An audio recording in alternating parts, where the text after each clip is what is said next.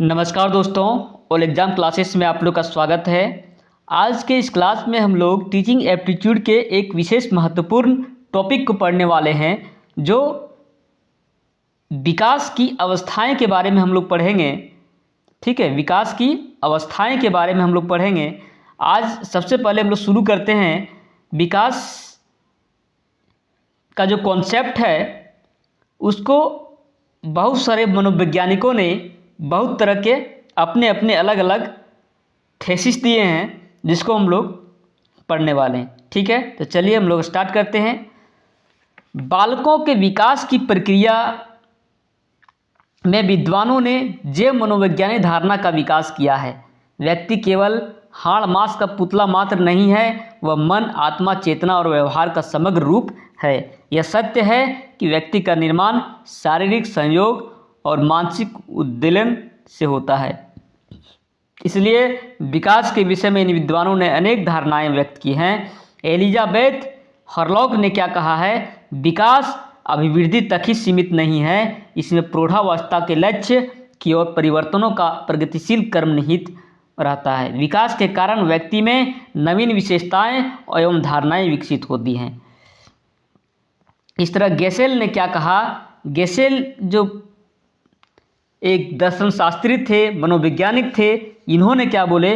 विकास केवल एक प्रत्यय या विचार ही नहीं है, इसे किसी सीमा तक तीन विभिन्न दिशाओं में शरीर अंग विश्लेषण, शरीर ज्ञान, व्यवहारात्मक रूप में देखा जांचा तथा मापा जा सकता है। इन सब में व्यवहार की ही सबसे अधिक विकासात्मक स्तर तथा शक्तियों को व्यक्त करने का माध्यम है। ठीक है, गेसेल के अनुसार आप देख सकते हैं, इन विचारों में गेसेल ने विकास की जैव मनोवैज्ञानिक धारणा की ओर संकेत किया है। यह धारणा दो तथ्यों पर आधारित है।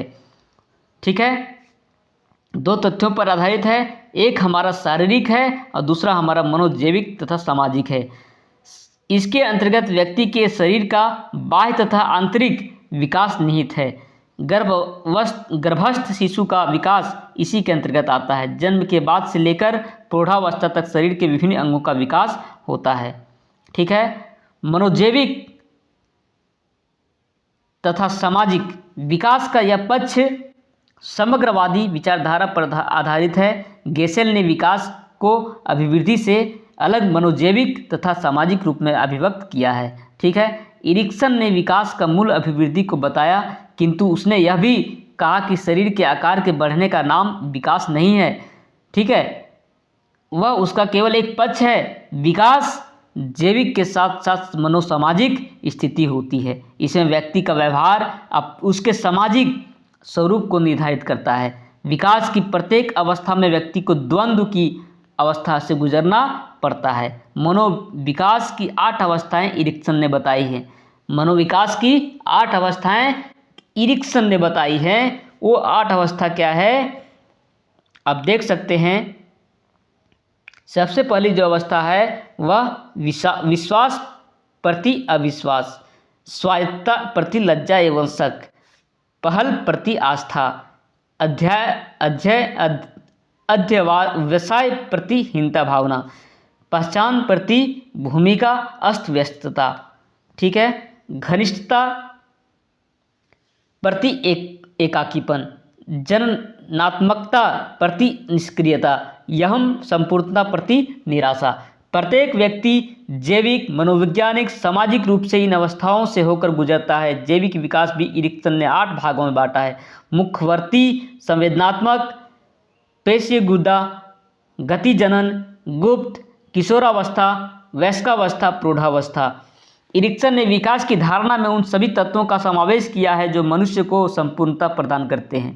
यह एक बहुकोणीय दृष्टिकोण है, जिसमें विकास का रूप किसी एक तरफ न होकर अनेक दिशाओं में होता है। इससे व्यवहार का विकास होता है, उससे बालक की सामाजिकता विकास की ओर अग्रसर होती है।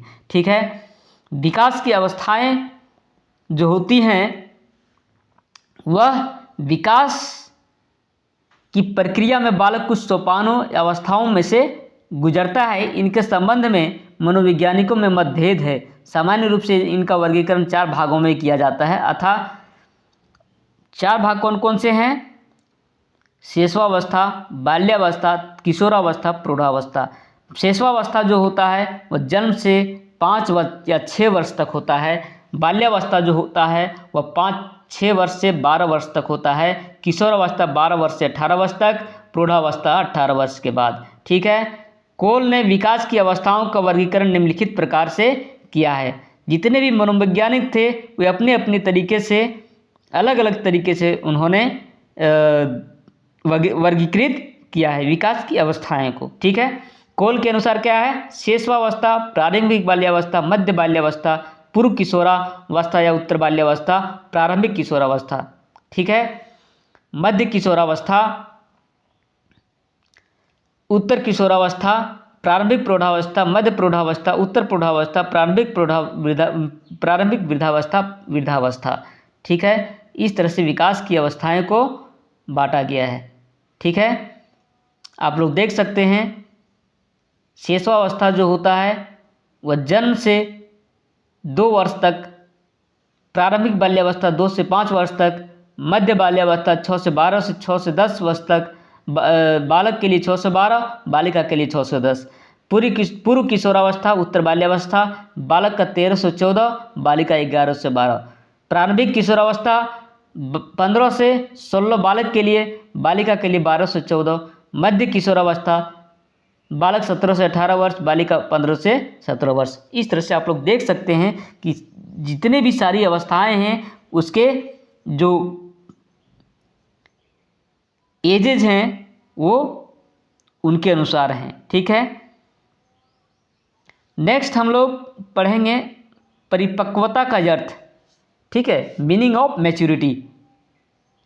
परिपक्वता जिस प्रकार दूसरी सीढ़ी पर पहुंचने के लिए पहली सीढ़ी पर कदम रखना पड़ता है, उसी प्रकार विकास क्रम में शरीर के अवयवों में किसी नवीन क्रिया को सीखने की तत्परता उत्पन्न होती है।